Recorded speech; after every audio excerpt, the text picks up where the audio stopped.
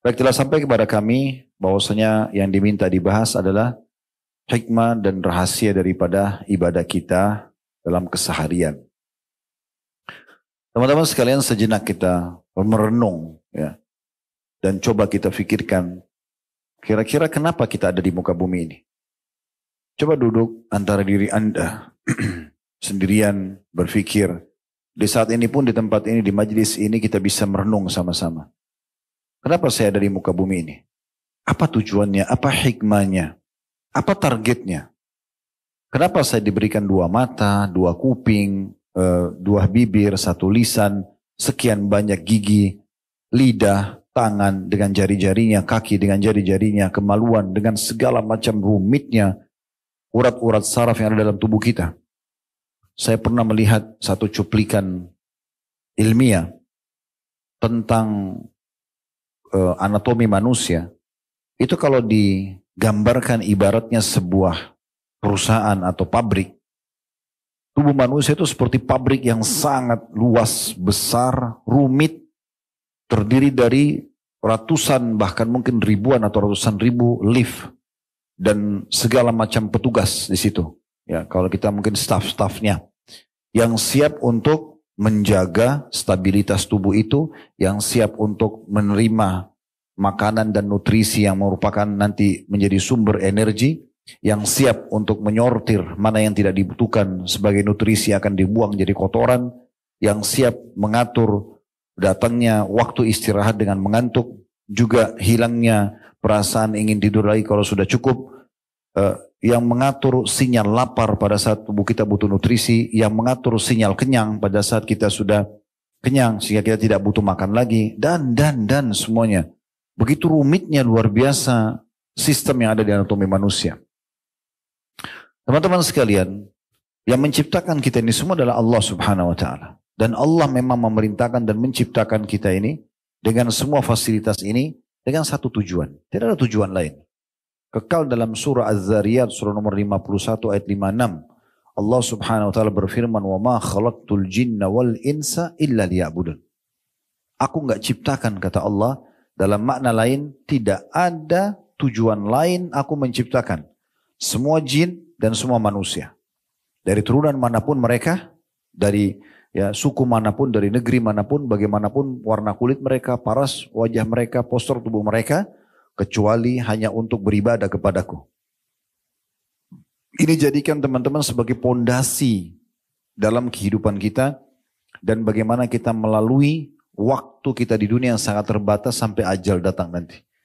Pastikan tujuan kita ada di sini untuk ibadah. Apa itu ibadah? Mengabdi kepada Allah.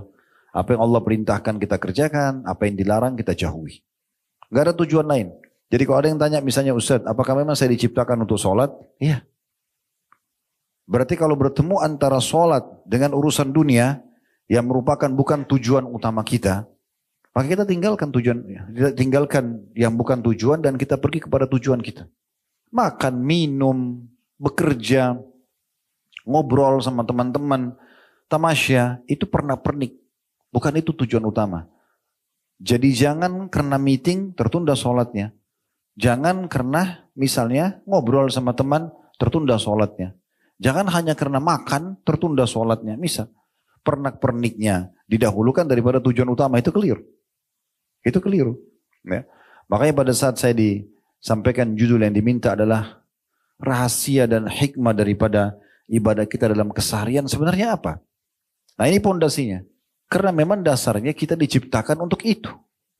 Memang kita untuk sholat, untuk puasa, untuk zakat, untuk haji dan umrah, untuk jihad, untuk bakti sama orang tua, jenguk orang sakit, majelis ilmu, mencari nafkah halal, begitu, menikah, itu semua tujuannya. Jadi jangan keluar dari tujuan. Kita satukan persepsi itu di awal bahasan kita. Karena yang sedang kita bahas adalah rahasia dan hikmah dari ibadah kita keseharian. Kenapa Anda harus sholat, kenapa harus berzikir, kenapa harus baca Quran, kenapa harus cari pendapatan halal, kenapa harus menikah, kenapa harus berzikir, kenapa harus baca Quran, kenapa jenguk orang sakit, kenapa ziarah kubur, itu semua. Karena memang ini tujuan kita. Jadi kalau kita paham ini teman-teman sekalian, maka kita akan ada satu judul jelas di depan mata kita, bahwasanya ini adalah tujuan saya hidup. Dan orang yang tahu tujuan dia mengerjakan satu perbuatan, itu akan jelas sekali hasil daripada pekerjaannya. Tujuan saya kerja di kantor ini adalah untuk ini misalnya. Maka tujuannya jelas, pasti akan bagus maksimal hasilnya. Oh, saya mau cari pendapatan buat keluarga saya. Dia akan dapatkan. Dan dia akan berusaha menjaga kualitas kerjanya karena ada tujuannya membiayai keluarganya. Artinya kalau lepas dari pekerjaan, keluarganya terbengkalai, kan gitu. Tujuan itu akan mengarahkan kita kepada hasil yang maksimal. Nah, seperti itu. Tujuan kita ada di sini memang untuk ibadah, bukan yang lainnya. Oleh karena itu dari judul ini teman-teman sekalian, kita bisa melihat bagaimana Nabi SAW menyampaikan kepada para sahabatnya, yang berarti juga sebenarnya sedang disampaikan kepada kita. Ya. Bagaimana Nabi SAW melatih mereka dan membiasakan mereka agar mereka sibuk dengan ibadah keseharian mereka. Bahkan selain yang wajib, kita tidak bahas lagi yang wajib karena itu bukan pilihan, itu kewajiban kayak sholat 5 waktu, zakat, puasa Ramadan itu bukan pilihan. Ibadah-ibadah sunnah saja yang masih pilihan. Karena sunnah kayak sholat qobliyah, sholat ba'diyah, sholat duha, sholat malam, zikir pagi petang, baca Quran, jenguk orang sakit, bersedekah. Ini semua adalah opsi kan, dia sunnah. Dikerjakan dapat pahala, ditinggalkan tidak berdosa. Itu saja tetap mereka jadikan sebagai target ibadah mereka. Karena yang membedakan nanti derajat kita di surga adalah banyaknya secara selain kualitas, kuantitas ibadah itu. Akan beda derajatnya orang yang biasa puasa Senin Kamis dengan orang yang tidak puasa Senin Kamis. Mungkin sama-sama sholat 5 waktu. Akan beda derajatnya nanti di surga antara orang yang sholat wajib saja sama sholat sunnah, qobliyah dan ba'diyah. Akan beda pahalanya dan derajatnya di surga nanti orang yang sholat sunnah rawatib yang melekat dengan sholat wajib, qobliyah, ba'diyah. Dengan ada misalnya si A sholat begitu tapi dia tidak sholat duha, tidak sholat tahajud. Yang si B sholat semuanya. Akan beda derajatnya. Mungkin si A tidak zikir pagi petang, tapi si B zikir pagi petang. Mungkin si A tidak puasa Senin Kamis, si B puasa Senin Kamis. Mungkin si A silaturahim keluarga, sempat bakti sama orang tua yang dalam keseharian. Si B mungkin tidak sempat, maka ini sudah cukup untuk membedakan derajat di surga nanti. Kan gitu. Tetapi amalan-amalan sunnah tetap saja harus kita kerjakan, karena memang itu juga salah satu tujuan kita diciptakan. Dan orang yang sibukkan dirinya dengan amal sunnah, dipastikan amal wajibnya akan terjaga. Antum kalau sibuk menjaga keutamaan sholat duha, sholat tahajud, sholat qobliyah, sholat ba'diyah, sholat tahiyat masjid, sholat taubat, sholat wudu, maka sholat wajibnya pasti aman. Tidak mungkin kan, tidak masuk akal orang kalau jaga sholat sunnah dia tidak jaga wajibnya. Kan gitu. Orang kalau biasa puasa Senin Kamis, puasa Iyamul Bid, nanti puasa Ramadan jadi ringan. Orang kalau biasa umroh, haji jadi ringan. Orang kalau biasa zakat, sedekahnya jadi ringan. Kan begitu. Berarti menjaga amalan-amalan sunnah ini penting sekali. Coba perhatikan bagaimana para sahabat teman-teman sekalian. Mereka sibuk bertanya sama Nabi tentang masalah ini. Karena dia tahu tujuan dia diciptakan. Dan kalau dia meninggal di akhirat sana cuma ada 2 opsi pilihan. Surga atau neraka. Tempat kenikmatan abadi atau siksaan abadi. Kan gitu. Kita nggak bisa pilih di akhirat nanti. Nggak, saya nggak mau neraka ya Allah, saya mau surga, nggak bisa. Penentuannya sekarang di sini. Apa yang teman-teman kerjakan sini dari bentuk ketaatan kita, ibadah keseharian yang kita kerjakan, itu nanti akan menentukan perjalanan kita di akhirat. Orang kalau sudah meninggal, sulit. Kecuali memang ada beberapa kecil sekali sumber untuk menambah pahala. Seperti doa orang lain mendoakan kita, atau ada kita tinggalkan sedekah jariah, bangunan, tanah, wakaf, tulisan, buku misalnya, mungkin itu ya. Tapi itu kecil kemungkinan. Tidak semua orang bisa melakukannya. Jadi amal kita adalah yang kita kerjakan di masa kita hidup. Oleh karena itu teman-teman jangan disia-siakan.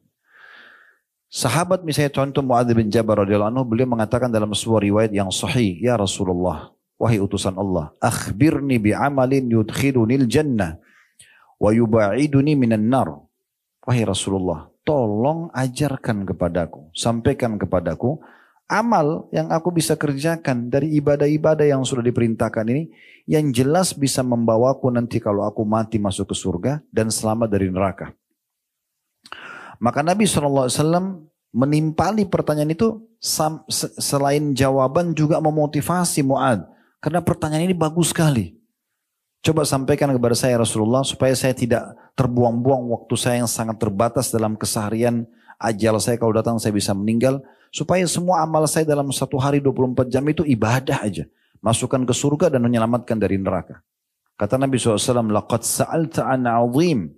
Hai Mu'adz, engkau telah bertanya sesuatu yang sangat besar. Wa innahu la yasirun 'ala man yassarallahu 'alaihi. Dan dia akan mudah bagi orang yang Allah mudahkan untuknya. Ini ada pesan penting di sini teman-teman sekalian ya. Artinya kalau teman-teman masih tergerak hatinya untuk melakukan ketaatan, berarti Allah mau kebaikan buat kita. Kayak Masya Allah, misalnya pemilik perusahaan ini masih mau adakan pengajian buat antum semua. Atau teman-teman juga masih mau, iya ada pengajian, semangat untuk hadir, dengarin. Apa sih yang Allah firmankan, apa sih yang Rasulullah SAW sabdakan. Apa ini bekal ibadah yang bisa saya jadikan pegangan setelah bubar dari pengajian. Supaya saya bisa lebih istiqomah atau konsisten. Supaya saya tetap jalan di atas keimanan dan ilmu. Maka itu satu nikmat yang luar biasa. Berapa banyak perusahaan orang kerja nggak bisa untuk ikut pengajian. Kami waktu buka restoran di Kalibata City sebelum pindah di Condet. Saya kasih peraturan waktu itu, azan, mohon maaf bukan membandingkan dengan perusahaan lain, tapi saya cuma bicara pengalaman. Saya bilang 10 menit sebelum azan, stop semua orderan. Sampai sekarang Alhamdulillah masih berjalan, sudah 14 tahun restoran kami. Itu saya selalu bilang, pokoknya 10 menit sebelum azan gak boleh terima orderan. Orang yang sudah terlanjur makan ya gak ada masalah. Tapi kalau baru mau terima orderan gak boleh. Break semuanya, sholat. Gitu. Nah waktu itu, waktu di Kalibata, karena dia mall, dia pakai rorindor. Kalau di Condet sekarang kan kita tutup sendiri. Tidak pakai rorindor dia. Jadi kalau kita tutup itu, ditulis itu. Ditempel sama ikhwah, ada print-printan, kami sedang sholat. Nah setelah sholat dan berjalan berapa waktu, kebetulan di Kalibata itu ada satu masjid namanya Nurullah. Saya kebetulan diminta jadi penasehatnya. Masya Allah bisa nampung sampai kalau tidak salah 2.000 jemaah. Sebagai fasumnya 14.000 unit apartemen di situ. Habis sholat di situ berjamaah biasanya saya baca kitab Al-Kabair, ya, dosa-dosa besar, kultum saja untuk semua jemaah termasuk staf kami. Kemudian kita bubar kembali buka restoran. Apa yang terjadi? Beberapa teman-teman kita Muslim itu kejadian nyata di sebelah restoran kami ada beberapa tempat di situ Muslim mereka datang lalu tanya kepada staf kami. Itu yang ditulis kami sedang sholat memang itu dibolehkan sholat, diizinkan. Kata teman-teman yang kerja sama kami, ya bahkan kita diwajibkan sholat. Tidak boleh. Kalau di kantor saya lebih tegas lagi. Kita keluarkan SP bagi yang tidak sholat. Gitu kan. Jadi kita tegas dalam masalah itu. Akhirnya dia bilang enak sekali ya. Kami, ini bahasa mereka ya. Kami kerja di tempat-tempat kami sekarang. Padahal bersebelah-sebelahan situ. Jangankan sholat 5 waktu. Sholat Jumat saja nggak diizinkan. Nggak diizinkan. Ya. Apalagi mau bicara sholat 5 waktu. Itu contoh.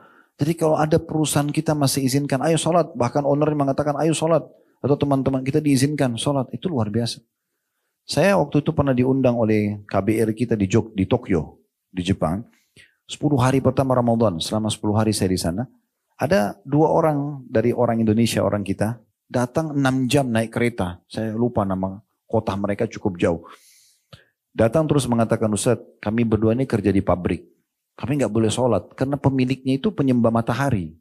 Kan orang Jepang nyembah matahari. Dianggap kaisar mereka itu anaknya dewa matahari mereka. Jadi secerdas apapun mereka urusan dunia mereka nggak tahu Tuhan gitu ya. Tapi yang jelas kami nggak boleh sholat. Apa solusinya? Lalu saya bilang, kalau seandainya Anda sholat dilarang. Dia bilang dilarang karena bagi dia itu tidak penting. Memotong waktu kerja. Mereka harus selalu pekerjaan dikerjakan dan bagi mereka bagaimana produktif untuk mendatangkan uang. Oke, kalau pamit ke toilet bisa nggak? Bisa. Dibatasi waktu nggak? Enggak kalau toilet. Oke. Solusi dari saya, ini khusus buat mereka ya, ini bukan fatwa umum. Karena mereka nggak bisa lagi. Kalau enggak mereka nggak sholat. Lalu saya bilang oke, kalau begitu ke toilet, wudu, kemudian langsung sholat di gang-gang pabrik itu aja. Sholat wajib saya nggak usah sholat sunnah.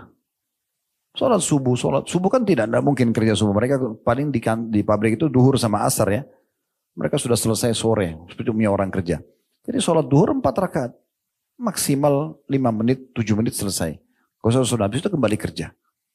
Oh, dia bilang kalau itu solusinya bisa Ustaz. Oke bisa. Tapi bayangkan teman-teman, mereka sampai sulitnya untuk sholat. Sulitnya.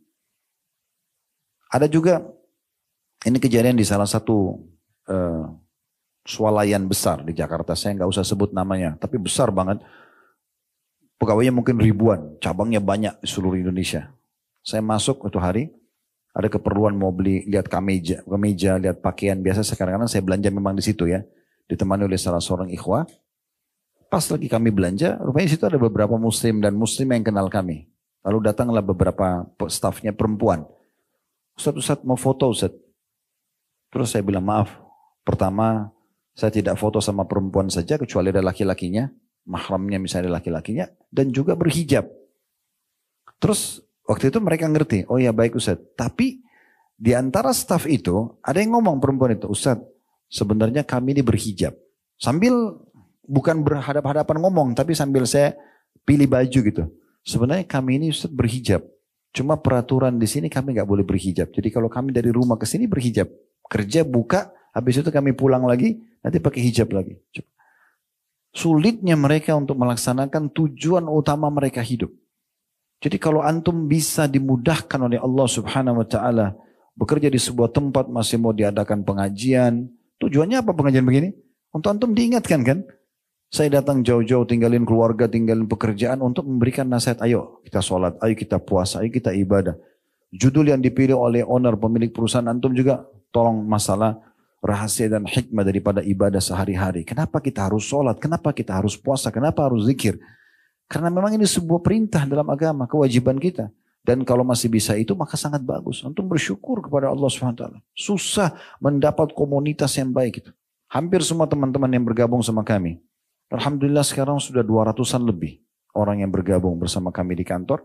Kalau total semuanya, hampir rata-rata kalau saya tanya, kenapa antum kerja sama kita? Ada yang dari perusahaan-perusahaan besar, gajinya sudah sangat tinggi. Mereka hanya mau mencari komunitas. Masakan sama saya sendiri Ustaz. Di tempat dulu walaupun misalnya ada payroll lebih mahal, tapi susah sholatnya. Kita haus dengan ilmu, nggak ada pengajian. Yang ada cuma kejar target kerja, nggak ada. Kita nggak pernah tahu mana halal, mana haram. Belum lagi teman-teman di sebelah kita yang masih awam. Pulang dari kantor janjiannya pergi ke maksiat semuanya. Jadi susah. Kita jadi terpengaruh juga. Gitu. Maka kalau masih ada seperti ini luar biasa. Ini akan sangat memberikan dukungan dan keselamatan. Dunia antum bisa mendapatkan income untuk memenuhi kebutuhan kita dan keluarga. Dan ini insya Allah mudah-mudahan halal dan juga di akhirat kita bisa selamat. Kan gitu. Itu poin penting. Kita kembali kepada hadis Mu'adz bin Jabal. Dia mengatakan, ya Rasulullah, tolong sampaikan kepada saya amal ibadah yang memang Allah perintahkan wajib atau sunnah yang bisa ya, memasukkan saya ke dalam surga, menyelamatkan saya dari api neraka. Kata Nabi SAW, hai Mu'adz, engkau bertanya sesuatu yang sangat besar. Tapi dia akan mudah bagi orang yang Allah mudahkan. Ya, maksudnya dimudahkan dari antum bisa dapat pekerjaan yang bagus, bisa ibadah, bisa segala macam. Itu sangat luar biasa. Lalu Nabi SAW bilang begini, ta'budullaha la tusyriku bihi syai'a. Yang paling pertama, hai Mu'adz, saya pesankan agar engkau masuk surga selamat dari neraka, sembahlah Allah dan jangan sekutukan dia dengan sesuatu apapun. Jangan partnerkan Allah dengan makhluk. Begini rinciannya. Yang paling berat syirik besar. Minta-minta sama benda mati. Ya. Abu Jahal, Abu Lahab, Umayyah bin Khalaf, Syaibah, Walid. Ya, semua tokoh-tokoh Mekah yang terkenal tapi meninggal dalam keadaan kafir disilakan dengan musyrik. Mereka sangat yakin yang ciptakan alam semesta ini Allah. Allah berkata dalam Al-Quran, diperintahkan Nabi Muhammad SAW tanya mereka, wa idza sa'altum man khalaqas samawati wal arda la yaquluna Allah. Hai Muhammad, kalau engkau tanya kepada mereka, Abu Jahal, Abu Lahab dan tokoh-tokoh Quraisy, siapa yang menciptakan langit dan bumi? Mereka bilang Allah. Gitu. Jadi mereka tahu, tapi mereka syirik kepada Allah. Mereka anggap tidak bisa langsung berhubungan sama Allah. Harus mereka datangkan patung-patung yang mereka kultuskan atau muliakan. Kemudian mereka minta sama patung untuk minta kepada Allah. Padahal patung itu dia yang warnain, dia yang bentuk, dia yang beri nama, dia yang perbaikin kalau rusak. Dia yang pikul ke tempat yang dia taruh untuk dikultuskan. Jadi dikenal dengan masa jahiliyah. Kan gitu. Nah di masa kita sekarang masih ada orang begitu. Dalam sholat dia bilang, iyyaka na'budu wa iyyaka nasta'in.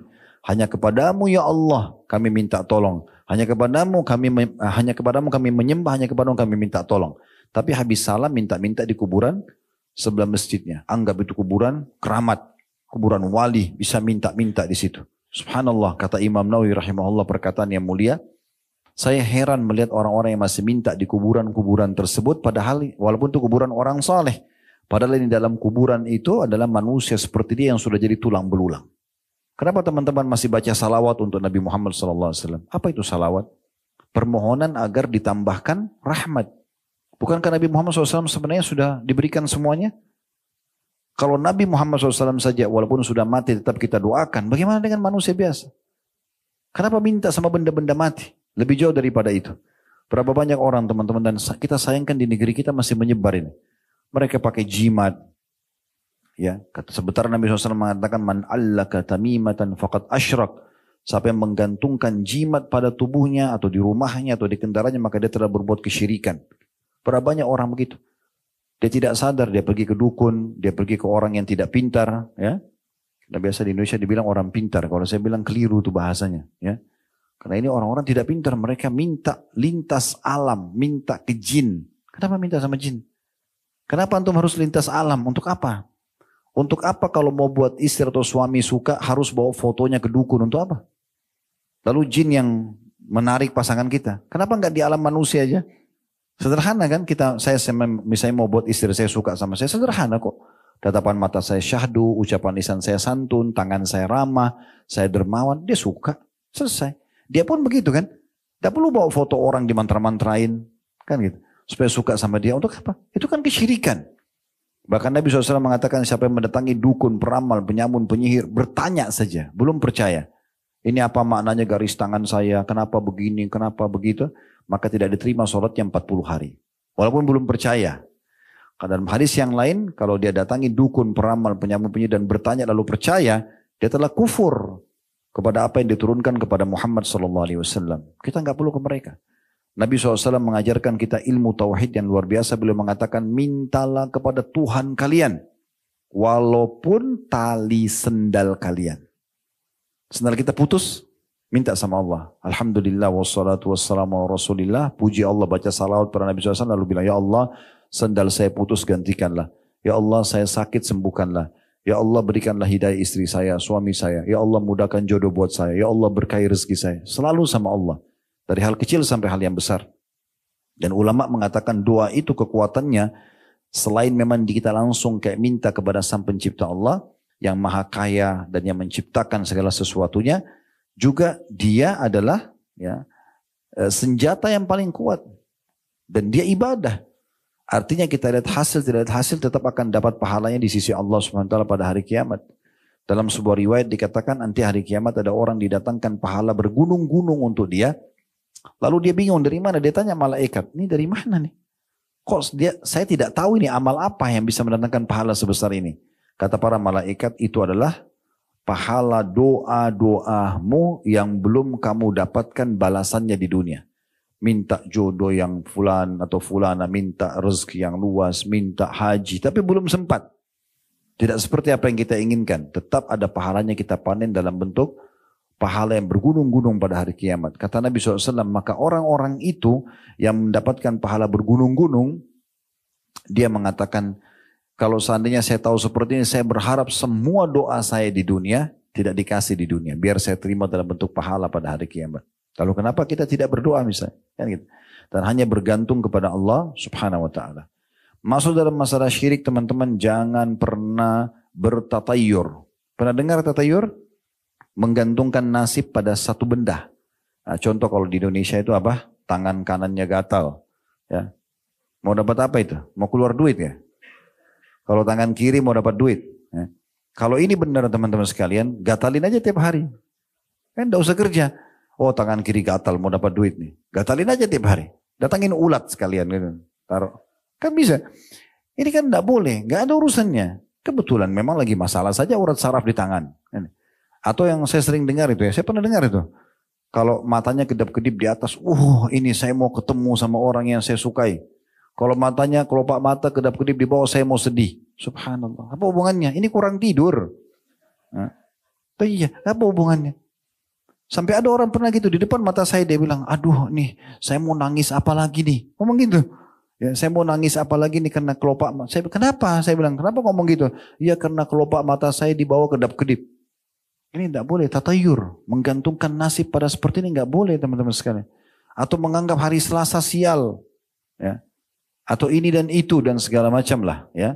Apalagi kalau sampai antum menggantungkan nasib pada ramalan-ramalan bintang. Ah, ini bintangnya Taurus, ini Sagittarius, ini Gemini, apalah. Terus sibuk baca apa ramalannya. Nggak boleh akhi dan ukht. Nggak ada hubungannya itu dengan jodoh antum, dengan rezeki antum. Ini seperti kita dulu penyembah-penyembah patung, ya.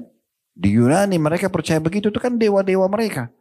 Itu harus dilupakan, tidak ada semua dalam Islam itu. Tidak ada urusannya. Kita ada namanya takdir Allah subhanahu wa ta'ala. Dan kita harus bersangka baik terus sama Allah. Sederhana sebenarnya. Kalau kita kerja di satu perusahaan seperti ini. Selama antum menjadi pegawai yang baik. Ya, on time kalau kerja. Ya, memberikan hak perusahaan. Antum juga akan dapat hak antum kan. Gak ada alasannya apa dikeluarkan. Alasannya apa nggak dikasih bonus. Kecuali pemimpinnya atau pemiliknya curang. Tapi itu tidak mungkin, jarang terjadi. Kalau terjadi tidak ada perusahaan yang bisa berkembang. Persentase pemilik perusahaan yang curang itu kecil sekali. Di bawah 10%, di bawah 5% bahkan. Dari semua total perusahaan di muka bumi ini, umumnya orang jujur karena dia mau perusahaannya maju. Kan gitu. Jarang orang yang curang dengan pegawainya. Kalau ada tuh mungkin hitung jari, mungkin karena kebodohan dia. Dia kan akan kehilangan aset dia. Apalagi pegawai yang sudah expert di tempatnya, di bidangnya itu kan tidak mungkin. Kan gitu. Jadi teman-teman sekalian kembali lagi ke masalah, jangan sampai berbuat kesyirikan. Ya. Termasuk juga ini tidak usah pakai khadam-khadam. Iya, selalu gitu. Dianggap tidak apa-apa kan yang saya pelihara itu kan jin muslim. Tidak ada sejarahnya. Allah membuat jin tidak kelihatan, nggak usah dipanggil, nggak usah berteman. Kita nggak, Allah buat mata kita nggak lihat. Kita tidak tahu bahasanya, kita tidak tahu rupanya. Kenapa antum sengaja bersemedi di gunung, di lautan? Panggil-panggil, wahai penjaga gua, wahai pada ini dan itu. Ya, ini subhanallah, perhatikan baik-baik sebab turunnya surah jin. Beberapa ayat di situ sebabnya karena orang-orang Quraisy dulu di masa jahiliyah sebelum Nabi SAW dakwahi mereka dan mereka masuk Islam. Mereka kalau melakukan perjalanan keluar kota, ya, mereka itu kalau nginap di satu lembah malam hari kayak kita gini malam, mereka nginap karena masa dulu orang tidak ada penerangan kayak kita sekarang, transportasi masih kuda sama unta, nggak ada kereta cepat, pesawat bisa berangkat malam, nggak ada. Jadi mereka harus istirahat. Nah, tradisi mereka kalau mereka turun di satu lembah, pemimpin kafilahnya, ya, itu ngumpulin dari semua orang yang ikut di grup itu, grup safar itu. Ayo siapa yang mau nyumbang? Yang ini nyumbang makanannya, ini nyumbang uangnya, ini nyumbang minumannya. Lalu pemimpin kafilah itu, grup perjalanan itu, kalau kita sekarang tour leadernya, ya, itu kemudian pergi ke tengah-tengah lembah, lalu dia bilang begini, wahai penjaga lembah, ini setengah bekal kami, jangan ganggu kami. Padahal lembah itu nggak ada apa-apa, dia aja sendiri yang karang-karang. Allah menggambarkan dalam surah jin, maka jin-jin, syaitan-syaitan ada di sekitar lembah itu, fazaduhum rahaqa, makin membuat mereka ketakutan, makin terdengar suara, makin diganggu. Padahal sebenarnya awalnya, teman-teman sekalian harus pahamin ya, jin itu takut sama manusia, tunduk sebenarnya. Semua hewan itu tunduk sama manusia, karena manusia itu adalah khalifah. Ini anggap kalau di lokasi ini, dulu misalnya belum ada rumah-rumah, mungkin di sini banyak hewan, ya nggak? Sekarang kalau tidak ada manusia banyak hewan nggak? Banyak kan, ada ular, ada ini, ada itu, banyak. Tapi begitu manusia datang, mulai bangun satu rumah, mulai ini, berkurang itu mereka, pergi. Karena mereka tahu ini manusia khalifah, ini pemimpin mereka sebenarnya. Allah ciptakan kita untuk itu. Kita jadi pemimpin. Jadi nggak usah kita ngarang-ngarang takut tanpa jelas, kan gitu. Dan kalau kita mau bicara masalah kesyirikan ini banyak sekali. Jadi hati-hati teman-teman sekalian, murnikan tauhid kepada Allah sehingga mudah masuk surga dan juga selamat dari api neraka. Pesan kedua Nabi SAW, wa tuqimus shalah, dirikan sholat itu. Terutama sholat 5 waktu. Sholat 5 waktu teman-teman adalah absensi kita kepada Allah. Antum bayangkan kalau antum kerja di perusahaan begini, pimpinan atau owner perusahaan memanggil antum sehari 5 kali. Hadap saya di ruangan ya. Tujuannya hanya apa? Hanya mau ditanya, kamu ada keperluan apa? Ya. Ada sesuatu yang bisa saya bantu? Utang dilunasi kah? Bantu untuk pengobatan anak kah? Mau bantu keluarga kah? Kamu mau butuh mobil kah? Butuh motor kah? Bisa, semua kebutuhannya ditanya. Bagaimana kita tidak bahagia teman-teman sekalian kalau pemilik perusahaan satu hari 5 kali panggil, 5 kali itu semua dipenuhi apa yang kita mau. Itu rasionalnya sholat. Antum sedang absen kepada Raja Sang Pencipta. Antara azan iqamah dikasih waktu mustajab. Diterima, mohon apa saja. Jadi orang kalau anggap sholat itu berat itu aneh. Sholat itu paling 5 menit, 10 menit. Apalagi kalau kita orang Indonesia nggak usah diajar cara sholat cepatnya. Bisa juara kalau ada pertandingan gitu kan. Ya, walaupun tidak boleh orang sholat buru-buru ya. Tapi kalau sholat cepat Masya Allah. Apalagi bisa pilih inna ata'ina wal asr. Kan mudah ya. Jadi sebenarnya sholat itu penting sekali untuk dijaga. Dan dia adalah satu-satunya ibadah yang diperintahkan kepada Nabi SAW. Yang beliau harus berangkat ke langit untuk menerimanya. Yang lain semua di bumi. Dan kata Nabi SAW, awal amal di hisab kiamat adalah sholat. Kalau dia baik, baik semuanya. Kalau dia buruk, buruk semuanya. Saya sering berbagi sebuah teori sederhana. Teman-teman kalau mau memperbaiki apapun berhubungan yang dengan kehidupan antum ya. Memperbaiki ekonomi, memperbaiki akhlak, memperbaiki hubungan sama orang sosial. Apa saja, mulai dari sholat. Coba perbaiki sholat itu. 5 waktu saja. Gerakannya benar, tenang, khusyuk, bacaannya benar. Perbaiki dari situ, yang lain semua jadi bagus tuh. Yang lain semua jadi bagus. Pesan yang ketiga, waktu tiaz zakah, engkau mengeluarkan zakat, walaupun zakat bagi orang yang mampu, tapi teman-teman sekalian ada 2 rukun Islam. Di sini disebutkan 5 rukun Islam memangnya. Engkau keluarkan zakat, yang setelahnya engkau puasa Ramadan, yang setelahnya engkau haji ke rumah Allah.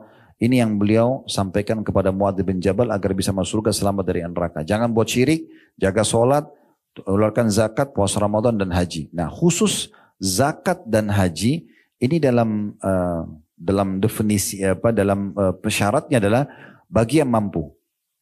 Pertanyaan sederhana teman-teman sekalian, apakah bagi yang mampu ini kita tunggangi secara negatif atau positif? Begini maksudnya. Kalau negatif itu misalnya antum bilang, kan Allah bilang bagi yang mampu. Ya udah saya sampai sekarang nggak mampu zakat, saya juga nggak mampu haji. Kalau itu antum sedang menunggangi dengan persepsi negatif. Padahal sebenarnya bagi yang mampu di sini, kalau kita mau tunggangi dengan persepsi positif, ya, kita anggap ini sebuah tantangan dari Allah. Allah seakan-akan ingin menguji hambanya. Bukankah kita sama waktunya 24 jam? Bukankah kita sama fasilitas punya 2 mata, punya 2 kuping, punya 2 tangan, 2 kaki, sama semua?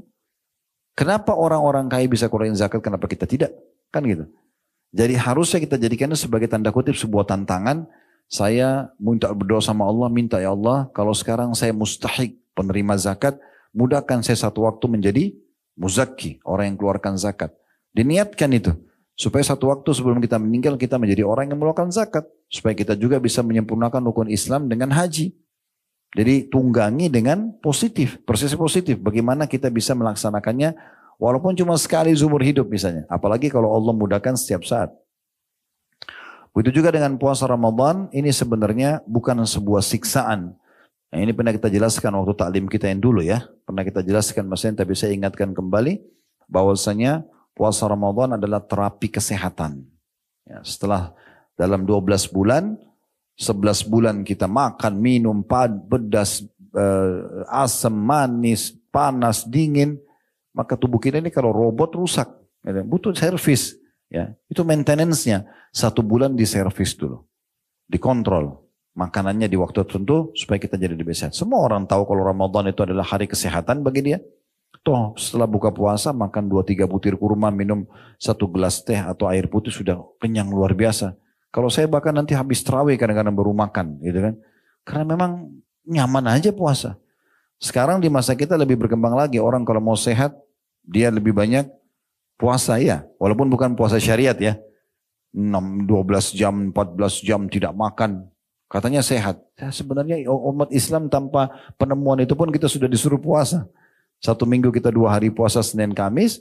Kita sebulan ada puasa Aimul Bid, setahun ada puasa Ramadan. Lalu Nabi SAW mengatakan, Ala adulluka ala abwabil khair. Hai Mu'ad, mau gak aku tunjukkan kepadamu tentang pintu-pintu kebaikan. Semua tadi kesimpulan dari apa yang saya sampaikan itu akan sangat mudah kau amalkan. Bahkan kau akan selalu terjaga dan berada di pintu-pintu kebaikan itu. Maka kata ya, Nabi SAW, as-sawmu junnah. Ketahuilah bahwasanya puasa kalau kau sering lakukan, maka akan jadi tameng buat kamu dari api neraka. Was-sadaqatu tudfi'ul khatiyah kama yudfi'ul ma'un nar. Lalu kamu sempurnakan dengan banyak bersedekah, memberi kepada orang, berbagi, tanpa harus menunggu menjadi orang kaya dulu, maka dia akan menghapuskan dosa-dosa sebagaimana air memadamkan api. Wassalatu rajulu fi jawfil lail.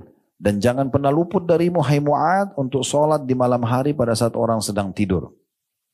Itu pesan Nabi SAW untuk menyempurnakan bagaimana dia mudah masuk ke surga. Kemudian Nabi SAW membacakan firman Allah Subhanahu Wa Taala setelah mengingatkan itu dalam surah Sajadah surah nomor 32 ayat 16 dan 17. Tatajafa junuhum anil madaji'i yad'una rabbahum khawfan wa tama'an mimma razaqnahum yunfikun. Fala ta'lamu nafsum ma ukhfiya lahum min qurrati a'yunin jazaa'an bima kanu ya'malun. Lambung mereka, orang-orang beriman itu jauh dari tempat tidur mereka di malam hari. Dan mereka selalu berdoa kepada Rabb mereka dengan penuh rasa takut dan harap. Serta mereka menafkahkan apa-apa rezeki yang kami berikan. Tak seorang pun mengetahui berbagai nikmat yang menantinya nanti karena amal-amal yang dia kerjakan ini yang sangat indah dipandang oleh mata sebagai balasan bagi mereka atas apa yang telah mereka kerjakan. Jadi Nabi SAW mengingatkan, hai Mu'ad, sempurnakan itu dengan jangan lupa sedekahkan hartamu. Kamu juga berbanyak puasa-puasa sunnah selain wajib, serta juga sholatlah di malam hari pada saat orang tidur. Lalu beliau mengatakan lagi kepada Mu'ad, masih lanjutan hadisnya, ala ukhbiruka bi ra'sil amri wa amudihi wa dhurwati sanamihi. Maukah aku kabarkan kepada engkau hai Mu'ad, pokok semua urusan yang bisa kamu menyempurnakan ya dan memahami tentang target hidupmu ya. Maukah saya beritahukan? Kata Mu'ad, bala ya Rasulullah. Tentu wahai utusan Allah. Kata Nabi SAW, ra'sul amril Islam, pokok segala urusan adalah Islam. Semua urusanmu kembalikan kepada agama Islam. Yang agama Islam bolehkan kamu nikmati, yang diperintahkan kamu kerjakan, yang dilarang kamu jauhi. Wa amuduhu shalah, dan tiangnya agama adalah solat. Artinya kamu kapan sudah solat, kamu akan baik urusan yang lainnya. Wa dzurwatu sanamihil jihad, dan puncaknya agama ini adalah berjihad. Seperti teman-teman kita sekarang di Palestina, semoga Allah berikan mereka kemenangan ya dan kemerdekaan. Mereka itu betul-betul sedang melalui puncaknya agama Islam. Mirip dulu kita waktu dijajah oleh Belanda, Jepang, Portugis. Dulu kita berperang melawan mereka untuk membela kehormatan kita, agama kita, kemerdekaan negara kita. Maka itu termasuk jihad. Kemudian Nabi SAW bersabda lagi kepada Mu'ad, ala ukhbiruka bimalaki dzalika kullah. Mau enggak aku kabarkan kepada kau hai Mu'ad sesuatu yang bisa menjaga itu semua. Supaya betul-betul kamu bisa menjalankan rukun Islam dengan baik. Kamu bisa menjaga amal-amalan sunnah dengan baik. Kamu terjaga dari semua perbuatan-perbuatan pelanggaran yang bisa mendatangkan hukuman. Mau enggak saya sampaikan pokoknya, ya, kata kuncinya, kendaraan terbaiknya untuk itu semua. Kata Mu'ad, bala ya Rasulullah. Kata Mu'ad, tentu ya Rasulullah. Kata Nabi SAW, kuffu alaika hadha. Jagalah ini darimu. Lalu Nabi SAW pegang lidah beliau sambil menariknya dan mengatakan, jaga ini. Maksudnya, kalau kau mau gunakan lidahmu hanya untuk ketaatan kepada Allah. Kalau bukan yang diwajibkan, yang disunnahkan, maka minimal yang mubah. Hal yang omong kosong sudah tidak ada lagi. Jaga semuanya. Misal hal yang wajib seperti orang, bagaimana dia membaca bacaan-bacaan sholat dengan benar. Karena itu wajib berhubungan dengan sholat wajib misalnya. Atau baca Quran. Bagaimana dia menuntut ilmu. Bagaimana dia memberikan nasihat gitu kan. Yang sunnah juga dia berzikir, misalnya dia berdoa. Dan yang mubah minimal misalnya menanyakan kabar orang gitu ya. Hal-hal yang mubah. Itu. Sementara yang lainnya jangan sama sekali kamu lakukan. Karena banyak orang tergelincir. Dia sholat tapi lidahnya tajam. Ya, dalam riwayat lain dikatakan, seorang sahabat mengatakan, ya Rasulullah, di kota Madinah ada seorang wanita selalu puasa di siang harinya dan sholat di malam harinya. Tidak pernah ketinggalan. Tapi lisannya tajam, nyakitin tetangganya. Caci maki orang, ghibah, ya gunjing ya, fitnah. Lalu kata Nabi SAW, la khaira fiha hiya finnar. Tidak ada kebaikan pada wanita tersebut, dia pasti masuk neraka. Walaupun dia sholat, walaupun dia puasa, tapi karena lisannya menyakiti orang, ya, akhirnya dia akan banyak musuh hari kiamat dan akan habis pahalanya nanti dibagi-bagi kepada orang-orang yang dia sakiti. Lalu kata sahabat tersebut, ya Rasulullah, dan di Madinah ada juga seorang wanita Dia cuma sholat yang wajib, dia sholat yang dia mengeluarkan zakat, tapi dia tidak mengeluarkan sedekah yang banyak. Dia puasa Ramadan, dia tidak puasa sunnah. Tapi lisannya nggak pernah nyakitin orang. Kata Nabi SAW, kebaikan ada padanya dan dia di surga.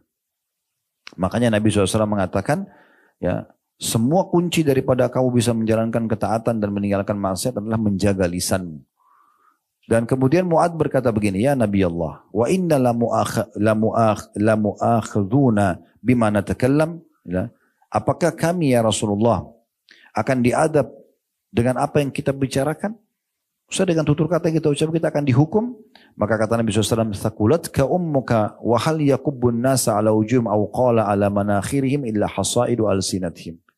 Hai Mu'ad, celaka kamu kalau kau tidak tahu masalah ini. Bukankah mayoritas orang ditelungkupkan wajah-wajah mereka dan diseret dalam api neraka karena akibat lisan-lisan mereka. Hadis ini diriwayatkan oleh Tirmidzi. Kalau kita simpulkan sebenarnya hadis ini bagaimana? Ya, Nabi SAW mengajarkan kepada Mu'ad, ini loh ibadah keseharian yang kau harus jaga. Dengan ini kau akan masuk surga, kau akan selamat dari api neraka. Kisah yang lain Abu Hurairah radhiyallahu anhu dalam riwayat yang sahih juga. Beliau pernah mengatakan, ya Rasulullah, dulluni ala amalin idza amiltu dakhaltul jannah. Tunjukkan kepadaku wahai Rasulullah. Maaf, ini hadis Abu Hurairah, tetapi dia menceritakan tentang seorang Arab Badui yang datang kepada Nabi SAW lalu mengatakan, ya Rasulullah, tunjukkan kepadaku tentang amal yang apabila aku lakukan aku bisa masuk surga. Maka Nabi SAW mengatakan, ya, mirip dengan tadi perjawaban kepada Mu'adz bin Jabal, engkau menyembah Allah tanpa menyekutukannya, engkau sholat 5 waktu, jalankan zakat, puasa Ramadan. Kemudian orang tersebut mengatakan, walladzi nafsi biyadi la azidu ala hadza. Kalau memang itu yang Anda perintahkan ya Rasulullah, demi Allah aku tidak akan menambahnya. Udah itu aja aku kerjakan. Maka ketika orang itu pergi, kata Nabi SAW, man sarrahu an yandura ila rajulin min ahli jannah fal yandur ila hadza. Siapa yang ingin melihat penghuni surga, lihat kepada orang ini. Jadi sebenarnya teman-teman sekalian dengan mengerjakan sesuatu yang diwajibkan sudah cukup masuk ke dalam surga selamat dari api neraka. Tapi kalau mau derajat-derajat yang tinggi, fasilitas lebih bagus lagi, ya, maka kita harus tambah dengan amalan-amalan sunnah. Begitu juga dengan Atha bin Abi Rabah rahimahullah, seorang ulama tabi'in. Beliau mengatakan, qala li Ibnu Abbas. Ibnu Abbas radhiyallahu anhu sahabat Nabi pernah berkata kepadaku, ala urika imra'atan min ahli jannah. Mau enggak aku tunjukkan kepada kamu wanita ahli surga? Maka kata Atha bin Abi Rabah, seorang tabi'in, tentu saja. Murid bilang sama gurunya. Maka kata Abdullah bin Abbas, hadil mar'atus sauda. Ada seorang wanita berkulit hitam di masa Nabi SAW. Atatin Nabiya SAW faqalat inni usra'. Dia mengatakan, ya Rasulullah, perempuan ini datang dan mengatakan, ya Rasulullah, sesungguhnya saya sedang diuji dengan penyakit dan penyakit saya ayan, ya, epileps, ya. Wa inni ataqasyaf fad'u Allah li. Dan kadang-kadang kalau kambuh, saya tidak kontrol diri saya, aurat saya terbuka, gitu ya. Saya malu. Tolong doakan supaya saya sembuh. Maksudnya dia minta Nabi doakan spontan sembuh di saat itu. Tidak melalui proses pengobatan. Doa Nabi mujarab langsung sembuh. Maka kata Nabi SAW, in syi'ti sabarti walakil jannah. Kalau kau mau, kau sabar. Dan pasti balasannya surga. Ujian yang sedang datang, kamu nikmati prosesnya. Kamu berdoa, iya. Kamu ikhtiar berobat, iya. Tapi kamu nikmati prosesnya. Sabar itu kan bukan berarti orang tidak beraktivitas dan cari solusi, tidak. Sabar itu bukan duduk manis dan elus dada, tapi sabar itu menerima takdir Allah kemudian ikhtiar cari jalan keluar. Kalau kau mau sabar, tidak spontan, ya, langsung saya doakan langsung sembuh, maka bagimu surga. Ya. Wa in syi'ti da'utullaha an yu'afiyaki. Tapi kalau kau mau, saya juga bisa doakan sekarang spontan, langsung kau sembuh, tapi nggak ada jaminan surga. Surga nanti bisa kamu dapatkan dengan cara lain. Tapi ini sekarang penyakitmu, kalau kau sabar, nikmati prosesnya, tetap berobat, tetap berdoa, tapi tidak instan, maka bagimu surga. Maka perempuan itu langsung mengatakan, aku akan bersabar. Kalau gitu bersabar saja. Nikmatin aja prosesnya. Toh juga nanti fa inna ma'al usri yusra. Di setiap usaha ada kemudahan. Lalu kemudian perempuan itu mengatakan, tapi ya Rasulullah, inni atakasyaf Tapi ya Rasulullah, saya kadang-kadang kalau kambuh sering terbuka aurat saya. Fadu'ullah li alla atakashaf. Fada'alaha. Kemudian dia mengatakan, tolong berdoa kepada Allah agar saya kalau kambuh tidak terbuka aurat saya. Maka Nabi SAW pun mendoakan wanita tersebut. Ya.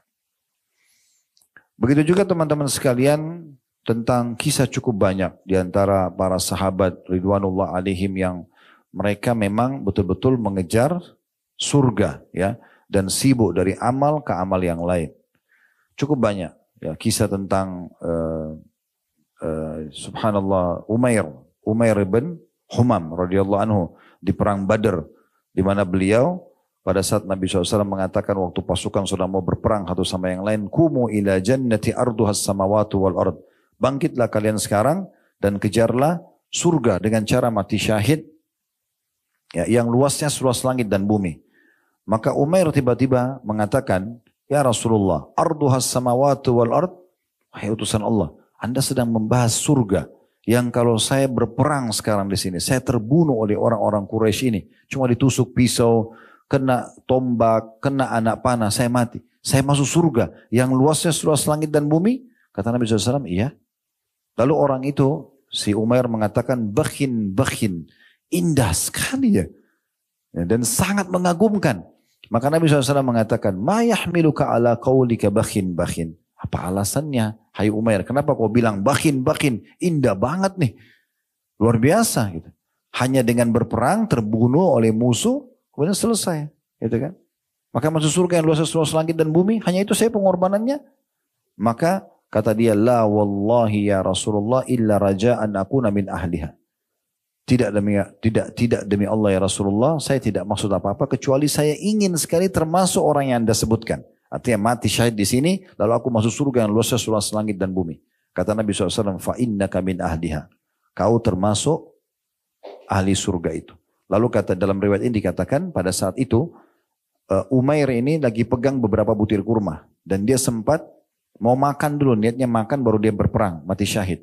Tapi subhanallah waktu dia makan satu, dia lagi berpikir, tiba-tiba Allah ilhamkan dalam hati, lalu dia berpikir, kalau saya harus habiskan kurma ini lalu saya tunggu saya mati, lama banget.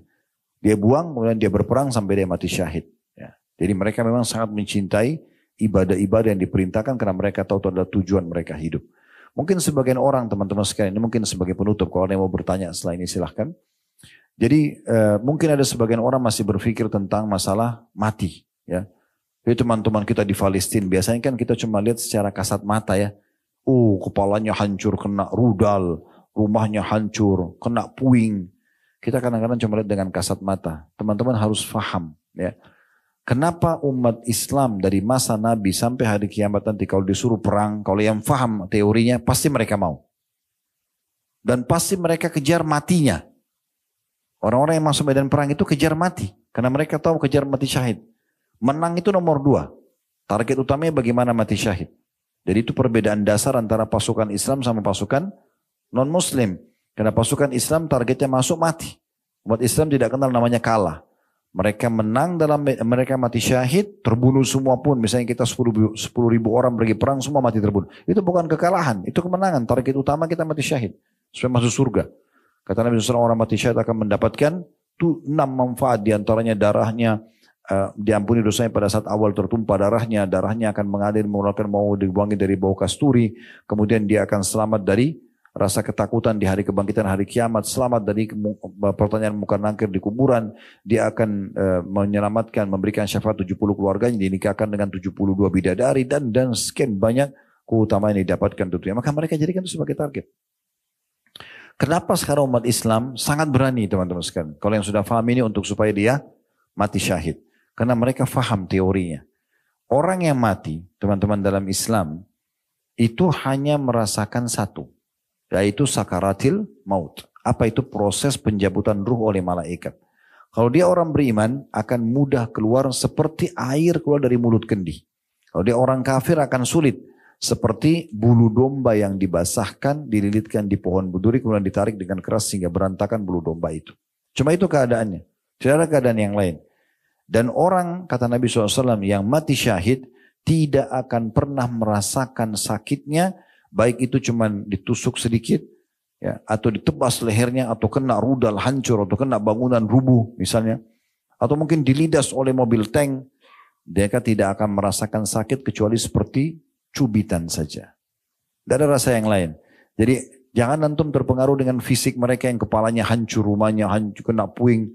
Itu nggak ada masalah buat mereka. Hamzah itu radhiyallahu pada saat ditemukan jenazahnya di perang Uhud, hidungnya dipotong, dadanya dibelah, darah semuanya. Itu Nabi lihat, Nabi sempat sedih, gitu kan? Tetapi Allah menghibur Nabinya Muhammad SAW sambil menyampaikan, Hamzah adalah pemimpin para syuhada dan dia akan bertelekan di dipannya di surga. Dia akan masuk surga. Jadi fisik tidak ada pengaruhnya. Oleh karena itu orang kalau lagi dipanggil untuk jihad bagi orang muslim yang faham, dia tidak akan takut. Karena bagi dia tidak akan rasakan lagi peluru yang kena tubuhnya, pedang yang menebas, dia tidak dirasa lagi. Dia cuma lihat malaikat cabut ruhnya, selesai. Ya, dan bisa saja, bukan bisa, memang begitu orang-orang beriman akan merasakan mudah. Dan dalam hadis kata Nabi SAW, demi zat yang jiwaku dalam genggaman Allah, maksudnya demi Allah, aku berharap aku terbunuh di medan perang, dihidupkan lagi. Terbunuh lagi, dihidupkan lagi, sampai 10 kali. Karena besarnya pahala yang akan didapatkan dengan orang yang mati syahid.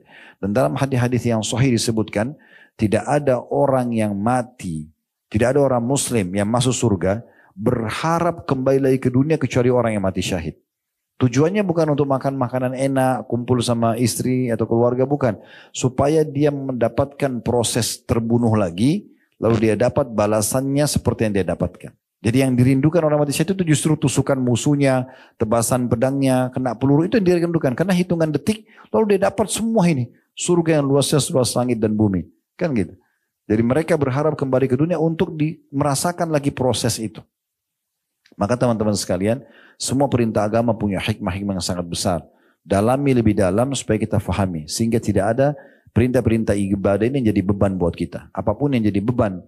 Dalam keseharian kita kalau dalam ibadah apa saja, misalnya teman-teman coba muhasabah, introspeksi diri sendiri, apa di antara ibadah yang kita masih malas lakukan. Nah nanti kita bisa perbaikin dari ibadah itu. Misalnya antum sudah jaga sholat 5 waktu tapi masih malas sholat sunnah. Nah sekarang tinggal kita perbaikin bagaimana sholat sunnah ditingkatkan. Caranya sederhana, dengan membaca keutamaan sholat sunnah. Cari tahu 5-10 hadis tentang keutamaan sholat qobliyah, sholat ba'diyah, sholat duha, sholat malam, sholat Antum baca 2-3 hadis, mungkin ada perkataan sahabat tentang makna hadis itu misalnya, kita akan termotivasi untuk mengerjakan. Apa saja ibadah yang kita masih malas, segera perbaiki dan benahi. Karena nanti kalau kita meninggal, kita nggak bisa lagi beramal itu. Ya, dan ada jenis ibadah yang tidak bisa sampai kepada kita walaupun ahli waris kita lakukan. Kayak sholat, tidak bisa kita setelah sholat lalu kita wasiatkan anak-anak kita tetap kamu sholat wajib 5 waktu kirimkan buat saya, nggak bisa. Nggak bisa juga misalnya dia bersedekah, ya, maaf, dia misalnya baca Quran atau dia berzikir lalu dia bilang ini buat orang tua saya. Pendapat ulama ada yang mengatakan tidak sampai. Kan gitu. Tapi ada juga ibadah yang sampai seperti haji, umroh, sedekah tapi terbatas. Oleh karena itu mumpung kita masih hidup, kita maksimalkan ibadah kepada Allah Subhanahu wa taala. Jadi tidak usah malas-malasan teman-teman sekalian, batas waktu kita sedikit. Ya, jangan pernah menghayal, kebanyakan kita ini tertipu dengan menganggap oh umur saya kan baru 25. Yang dia lihat oh ada orang lebih tua 30 tahun. Kemudian setelah itu 30 tahun ada orang yang 35. Sampai nanti 60 tahun, oh masih ada orang 65 tahun. Jadi dia selalu merasa dirinya masih gampang untuk melalaikan kewajiban. Ini salah. Bisa saja kita meninggal lebih dulu daripada orang-orang itu. Kan gitu, belum tentu umur kita sama.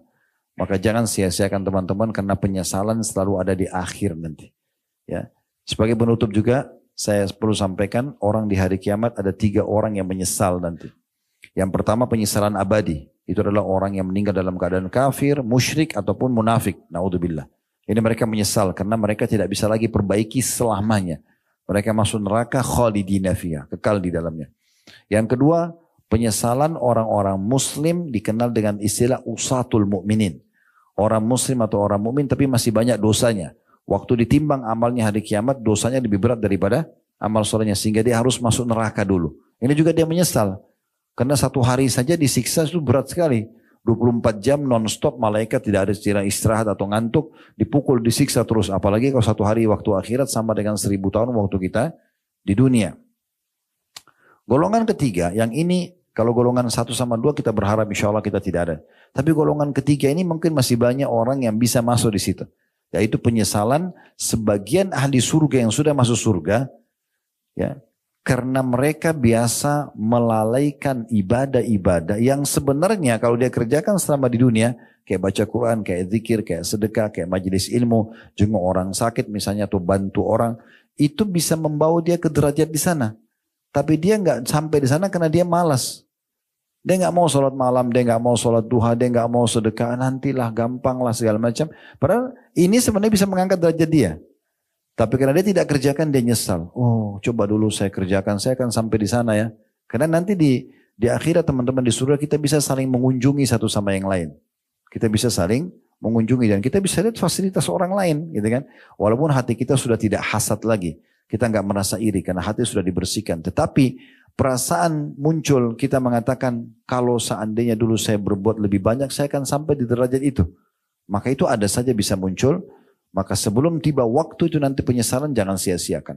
Sore ini Allah sudah sampaikan ke kuping kita semuanya agar kita rajin dan terus semangat dalam mengisi hari-hari kita dengan tujuan utama kita diciptakan yaitu ibadah. Dan sudahlah yang lalu dari kelalaian jangan lagi diulangi, mulai sekarang ke depan kita penuhkan semua dengan ketaatan kepada Allah SWT. Terlebih lagi ibadah itu indah. Ibadah itu indah sekali. Dulu majelis ilmu begini indah, kita dengarin, ya kita simak. Kita merasa ada manfaat, ada ketenangan jiwa. Kita sholat itu indah, kita haji dan umroh indah, jihad itu indah. Semuanya ibadah itu sebenarnya indah sekali. Asal seseorang tulus mengerjakan, pasti dia akan merasa nyaman dengan ibadah-ibadah tersebut. Allahu a'lam. Mungkin begitu saja teman-teman sekalian. Kalau ada benar dari Allah, kalau ada salah dari saya mohon dimaafkan. Semoga yang hadir dalam acara ini, baik offline ataupun online, diterima semua hajatnya oleh Allah Subhanahu Wa Taala. Dimudahkan urusannya, diterima seluruh amal-amal saleh yang pernah dikerjakan dengan pahala yang sempurna. Dimaafkan kesalahan-kesalahannya, kemudian juga Allah Subhanahu wa taala melindungi negeri kita agar selalu aman, tentram, damai dan dijaga persatuan, kesatuan dan kemerdekaan kita, dan Allah selalu pandu para pemimpin kita untuk menjalankan tugas dengan baik dan menjadikan kita masyarakat yang bergotong royong dengan pemerintah untuk menjalankan amanah dan juga perkembangan dan menjaga persatuan dan kesatuan kita, dan selalu kita doakan saudara-saudara kita di Palestina yang sedang tertindas dan dimanapun di muka bumi, semoga Allah ikhlaskan niat mereka, terima para syuhada mereka, muliakan Islam di tangan mereka dan tangan kita semua, dan semoga Allah ikut sertakan kita bersama mereka di pahala, baik dengan doa, dengan harta, juga dengan jiwa kita, dan semoga Allah menyatukan kita semua di surga Firdausnya tanpa hisab, mana disatukan dalam majlis ilmu yang mulia ini. Allahumma amin. Wa sallallahu ala nabiyina Muhammadin wa alihi wa sahbihi wa sallam, wa akhiru da'wan alhamdulillahi rabbil alamin. Wassalamualaikum warahmatullahi wabarakatuh.